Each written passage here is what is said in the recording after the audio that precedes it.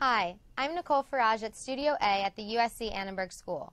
This is the next interview of an entrepreneur series, and today we will be discussing the concept of entrepreneurship versus intrapreneurship.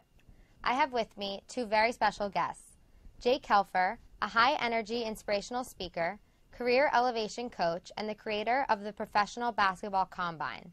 He is the author of best-selling book, Elevate Beyond. And joining us via Skype from Nashville is Alexis Teichmiller, who works at ConvertKit, an email marketing company for professional bloggers. Before her current job, Alexis launched multiple entrepreneurial endeavors. She also runs a blog of her own with the weekly podcast, Laptop Lifestyle. Jake and Alexis, thanks for being here. So happy to be here. I'm so happy that you guys could both make it. So, Jake, I'd like to start off with asking you, can you explain to our viewers the difference between entrepreneurship and intrapreneurship? Yeah, I think there's definitely a difference, and entrepreneurship, to me, is somebody that takes on the challenge of creating their own company and assuming the risk, both financially and motivationally, to start their own company and create something entirely new. And I think intrapreneurship is where people use their entrepreneurial skill set. They have entrepreneurial talents, but they use those skill sets to rise through the ranks in a company where they work for someone else or in corporate America and hope for more financial security, or to just rise through those ranks to become a promoter in certain aspects of the business. Very interesting. And can you tell us a little bit about your experience being an entrepreneur? Yeah, so I decided to take the plunge about a full-time after a year when I graduated from USC. I had been working for the Lakers, and I knew it was time for me to kind of just do my own thing, so I created my first company outside of school called JK Management.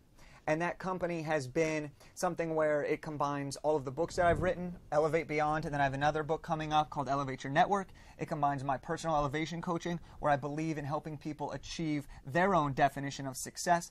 And now I'm the creator of the Professional Basketball Combine, which is a really incredible event, hopefully helping people improve their draft stock for the 2017 NBA draft. Is that your goal in life, is to be an NBA player? That used to be the dream, but things change. I stopped growing, and I just wasn't good enough. But I still dream. Yeah, exactly. So Alexis, you have a very unique perspective because you've had entrepreneurial experience, and now you're working at another company. So can you tell us what it's been like being an intrapreneur?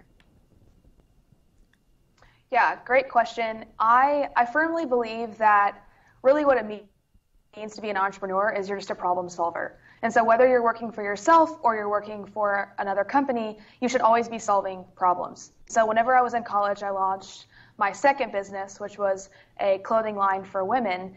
And I took that all through college, and then as soon as I graduated, I knew that there were skills that I lacked that I needed to go learn from somebody else that I couldn't necessarily teach myself at a young age. And so I moved to Nashville, Tennessee, got a job, and it wasn't a good fit, so I found another job, which is now ConvertKit. And what ConvertKit has taught me is that working as a team, you can get a lot farther than working on your own. And so there are skills that I can learn from my teammates that I couldn't necessarily learn from myself. But again, every day I'm problem solving and I'm thinking outside of the box, which really is what an entrepreneur is. That's so interesting. Do you find that there are certain challenges associated with being an intrapreneur that you didn't necessarily expect? Of course. You're still working for someone else. So you don't make the decisions at the end of the day. And there's responsibility from that can actually kind of relieve some anxiety versus being the sole entrepreneur on your own. However, at the same time, there's still that drive within me as an entrepreneur to make decisions and to be, the sole decision maker. And whenever you're working for someone else, that isn't always the case. So that's probably been my biggest challenge is learning how to relinquish that responsibility to, my team and my managers.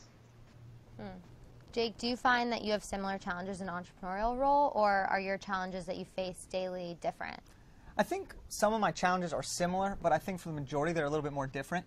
In the sense that, being an entrepreneur, being a one-man show with a few other people that help out in different aspects, I have the challenge of uncertainty, not knowing where the next paycheck's coming, not knowing where what I'm going to create next. And so while that's one of the biggest challenges, it's also understanding that I have to trust the process.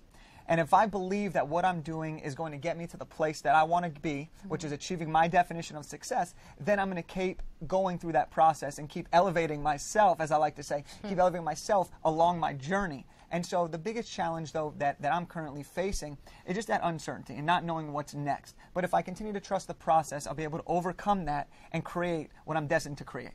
That's awesome. Alexis, what are some of the skills that you're learning as an intrapreneur that you can then use towards an entrepreneurial endeavor in the future? Of course, yeah. So whenever you're working for someone else, there's always a lot of opportunity to grow if you're with the right company. And I am very lucky to have found that company where I have a lot of opportunity for growth. And so with that comes learning hard skills like speaking, presenting. I'm on the sales team, so I'm consistently talking to people and having high energy and learning how to connect and build relationships with a sales mindset. And so learning that right now at a young age, at 23, just 2 years out of college, I can then take that relationship building, those speaking skills, the promotion skills, the creative skills I'm learning in my current role, and then, if I wanted to down the road, build a successful business based off those skills.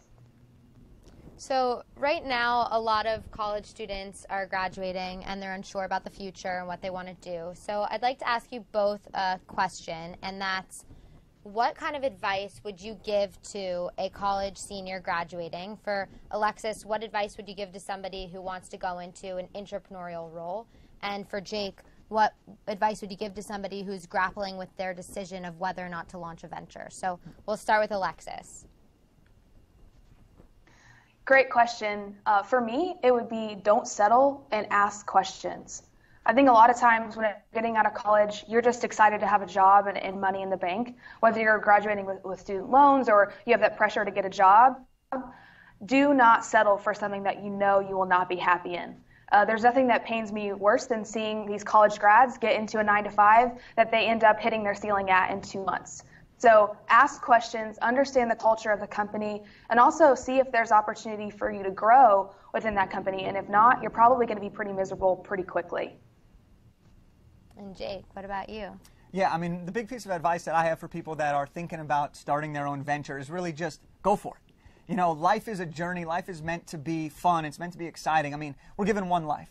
So if you want to go for it and you want to be a part of something that you can create, and that's an amazing opportunity. So I say go for it, embrace the challenges, enjoy the successes, but most importantly, just enjoy the journey. It's a good place to end there. Enjoy the journey. I keep hearing that from a lot of speakers. I love that. So we are running out of time, but I want to thank you both for sharing your stories, for being honest and your unique perspectives on this topic. You can find out more about Alexis on her blog, alexisteichmiller.com, and make sure to check out Jake's book, Elevate Beyond. You can find him at jakekelfer.com as well. Thank you so much for tuning in. I'm Nicole from Studio A at the USC Annenberg School. Thank you.